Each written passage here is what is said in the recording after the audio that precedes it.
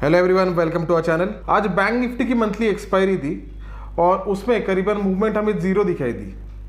और ऐसे जब कब दिन होते हैं कि एक्सपायरी के दिन काफ़ी जो लोग होते हैं वो रुके हुए होते हैं, क्योंकि जीरो टू हीरो या फिर ऐसे चीज़ें वो देखते होते हैं कि कम प्रीमियम रहेगा और फिर स्पाइक आएगा, मूवमेंट आएगी और उसमें बड़े प्रॉफिट्स हो सकते हैं। लेकिन कभी कभी वो ट्रैप भी हो जाते हैं, क्योंकि अगर मूवमेंट नहीं होती है तो कॉल साइड पर हो या फिर पुट साइड पर हो, दोनों साइड पर सिर्फ प्रीमियम में डीके होते हैं और उस डीके के कारण दोनों साइड पर हमें लॉसेस होने के काफ़ी ह्यूज चांसेस हो जाते हैं। तो ऐसे मार्केट्स में जो ऑप्शन बायर्स होते हैं तो उनके लिए काफ़ी नेगेटिव चीज़ होती है, लेकिन इसमें खुद के लॉसेस को बचाना भी एक कला होती है। अगर ऐसे मार्केट्स में आप अगर एक स्टॉप लॉस लेके रुक जाते हो तो उसमें भी आपकी विन होती है, क्योंकि आप अगर नीचे जाके वापस क्वांटिटी और बढ़ा नहीं रहे हो या फिर और मल्टीपल ट्रेड्स नहीं ले रहे हो तो लॉसेस कुछ हद तक आपके होंगे और फिर बाद में आप उस पर रुक जाओगे। लेकिन जो लोग रुक नहीं पाते और क्वांटिटी और बढ़ाते हैं या फिर वापस होप करते हैं कि 3:30 बजे तक ट्रेड करते ही रहते हैं कि अभी होगा, अभी मूवमेंट आएगी और हमें मूवमेंट में स्पाइक मिलेगी, प्रीमियम में स्पाइक मिलेगा,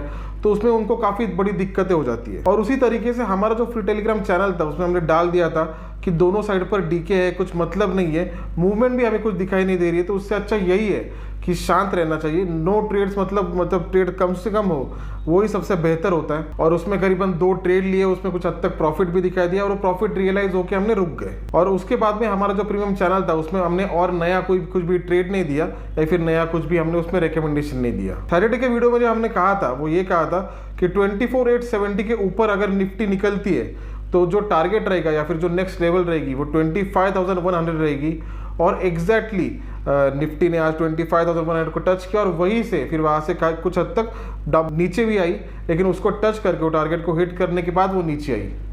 तो एग्जैक्टली हमारा जो टारगेट था उसको एग्जैक्टली उसने हिट किया। और बैंक निफ्टी हमने क्या कहा था, बैंक निफ्टी में हमने यही कहा था कि अभी फिलहाल बैंक निफ्टी में ट्रेड नहीं करना चाहिए। वो हमने इसीलिए कहा था क्योंकि हमें यही लग रहा था कि शायद ये जो है प्राइस जो है तो इस प्राइस में शायद यहीं पे वो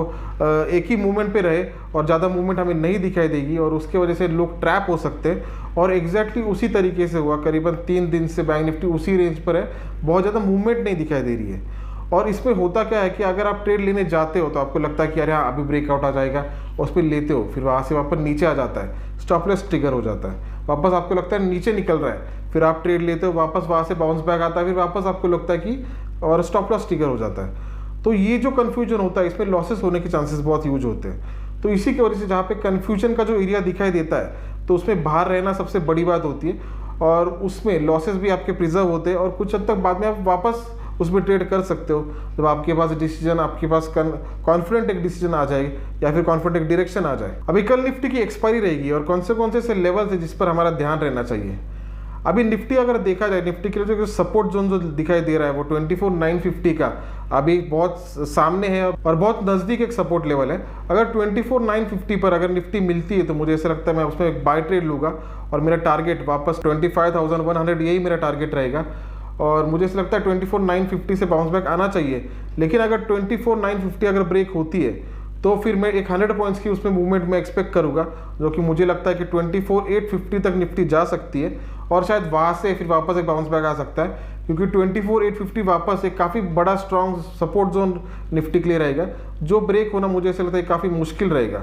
और 24,100 जो कि अपर जोन पर अगर देखा जाए तो ये आज का एक टॉप बनाया था, ये इसको अगर वापस अगर हिट करता है और अगर ब्रीच कर पाता है तो फिर मुझे ऐसा लगता है कि वापस उसमें 120 to 130 पॉइंट्स की मूवमेंट आ सकती है, जो कि करीबन 24,250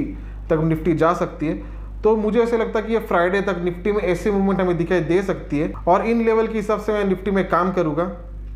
और बैंक निफ्टी के लिए मुझे अभी भी यही लग रहा है कि बैंक निफ्टी से कुछ टाइम तक बाहर रहना चाहिए, क्योंकि अभी भी वो कन्फ्यूजन जोन में ही है और अगर उसमें ओवर ट्रेडिंग अगर होती है तो उसमें दिक्कतें आ सकती है, क्योंकि मूवमेंट अगर नहीं भी मिलती है और अगर सडन मूवमेंट होती है तो कन्फ्यूजन की वजह से स्टॉप लॉसेस ट्रिगर हो सकते हैं। तो उससे अच्छा यही रहेगा कि उसमें से बाहर रहना चाहिए। और आई होप ये आने वाला टाइम आपके लिए अच्छा रहे और आने वाला टाइम आपके लिए ट्रेडिंग के लिए भी अच्छा रहे। धन्यवाद।